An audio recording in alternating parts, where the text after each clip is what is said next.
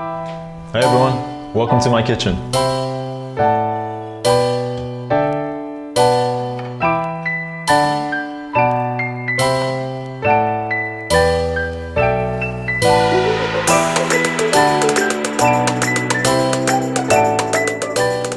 Okay, so step one, water.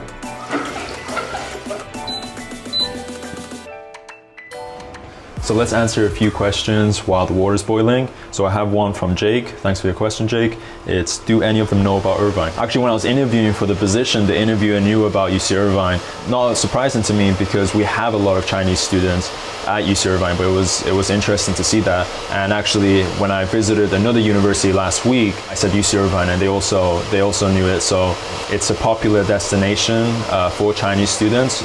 So I think it is familiar to them. Almost boiled. One more question from Masood. Why did I choose China? Thank you, Masood John. Well, first I found out about teaching abroad through a job posting about China. Immediately, that was the one I applied to. But later, as I researched too, there are a couple of reasons. One is China is just an interesting country to me. I've lived in Iran, I've lived in England, I lived in America. If you ask me what is the most foreign country I could go to for myself, China would be up there. So it was interesting in that regard. But also financially, it's pretty good. There are countries that pay more than China, but generally the cost of living is also higher. You could talk about European countries or Japan or South Korea. Generally the cost of living is higher in some of them, or the pay is lower. But China had a pretty good pay and a pretty low cost of living, which ends up saving you a good chunk of money, which is nice. One of the most high paying ones is actually Saudi Arabia, which I don't know how well that would go down since I'm Iranian. I personally would find it really interesting, but who knows? Thank you, Master John. Okay, the water is pretty much boiled, so I'm gonna get the pasta out. So my yoga teacher actually helped me buy the ingredients, so thank you, Anna, for your help. She told me about this brand as being a good one for noodles, so if you're out in China looking for what noodles to buy, go for this one. And we're gonna cook it for about 8 minutes and then add the veggies. Maybe less than 8 minutes, maybe 5 might be enough. Add some salt. So while the pasta's going, I have my next question from a friend, Faizan. Good to hear from you, man. Hope everything is going well. He asks, what challenges have you faced while traveling without knowing the language?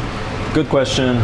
I don't think it's the most difficult thing. A lot of people know some basic stuff. They can tell you're a foreigner. There are a lot of good mobile apps. There's Baidu. Baidu Translate is a really good app that you can use to translate. Obviously you want to learn the language. I'm doing my best to learn the language. My biggest challenge is because I'm vegan. I don't want to eat meat, I don't want to eat eggs, I don't want to eat stuff that has pork oil in it.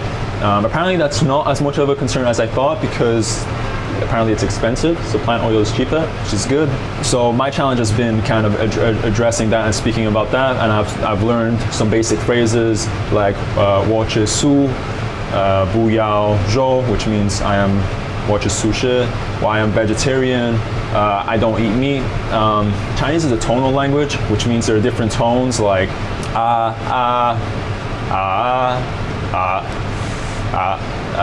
like I think like ma is one where it's like ma, all of those have different meanings, right? And so like I'll say something and they won't understand me just because of a very subtle difference in the tone. So that makes Chinese kind of a difficult language to speak, in my opinion, compared to other languages, because it is the difference between two words can be in a very kind of like subtle way, and but it's difficult to distinguish. You know, if I speak to a Chinese speaker, they will be confused as to what I'm saying because of that small difference. So I'm using an app called Hello Chinese. I'm speaking with my Chinese teacher, and I'm just trying to pick up, you know, ask people questions and slowly pick up the language, especially the things that I need. So it is challenging, but it's doable. There's another app called Translator. I don't know if you can see that. You can take a picture of screenshots up on your phone, and then when the app, it will translate when necessary. So the technology definitely helps. You're good. Because of the technology, you're pretty much pretty much good. It's a bit of a headache sometimes, but you're pretty much good. But you know, I want to also say don't rely on the technology, mainly because you want to learn the language. It's such a valuable part of being here, and it's cool. So thanks for the question, Faizan. Okay, I think pasta is pretty much good. So now I'm gonna add in the veggies. Actually, no, I'm gonna add in the seasoning. So this is kind of a chili, spicy, oily seasoning that is supposed to make this thing very tasty. So I'm gonna open this up, and we don't want to pour too much in. I was told an eighth, but since I did double, I'm gonna try and do about maybe like a quarter, and hopefully it's not too much. Okay, so we'll see how that turns out. Give it a mix. Now we're gonna throw in the veggies. Throw in my mushrooms. Got my bok choy.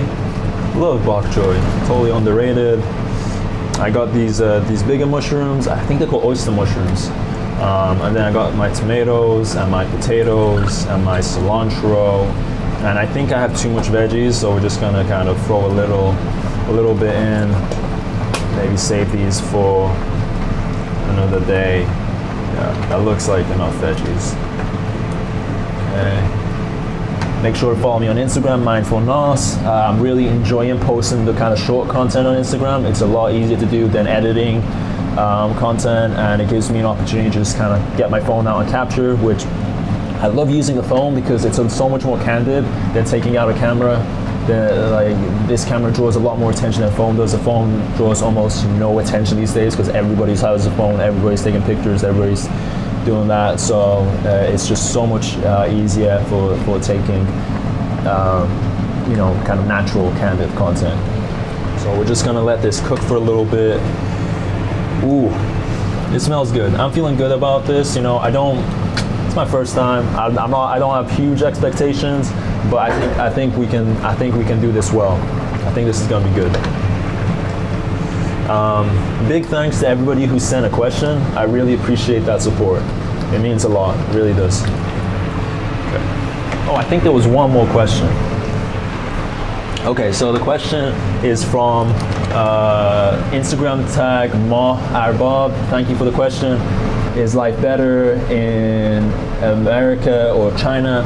And that is a very good question, a question that I could go really deep into. There are things about China that are really cool. There are things about China that are less cool. My main kind of thing that kind of struck me when I entered China was the air pollution. The pollution is really bad.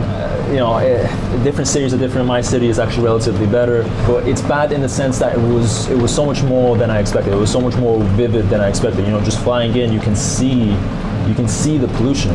It really struck me. Like for the first couple of days, it was really it was shocking to me. And that makes sense. The amount of industry that has been in China is of course.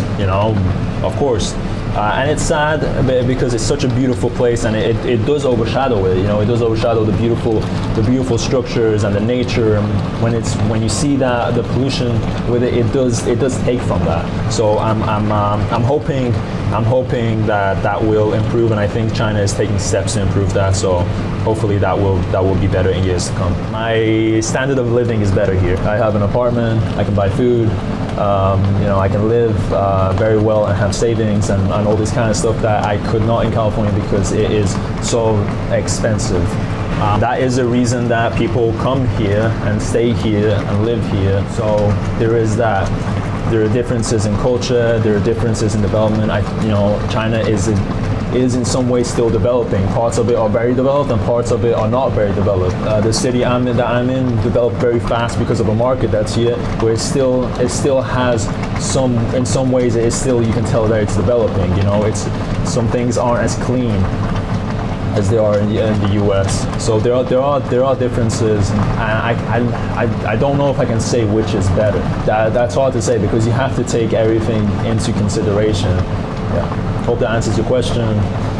Everywhere is beautiful. Find beautiful people. But we got to recognize where some countries are making better choices, and where some countries are not. And we gotta go into the details too of why these countries, right? Like you can't just say, oh, China's polluted. China's polluted because it's producing industry, because of a demand from countries that want that industry, that want those cheap products, that want these things. So we got to look at the whole picture whenever we criticize something that's going on in a country. Okay, back to the noodles.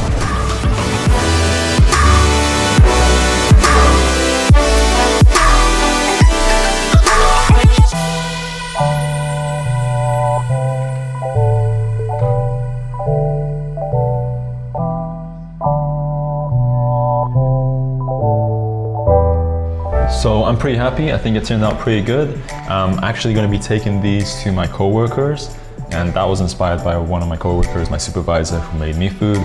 So I'd make her some noodles and made some more for other coworkers, and she's going to bring some food, so it'll be a fun time.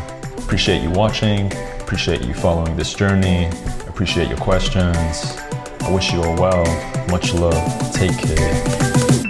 Peace.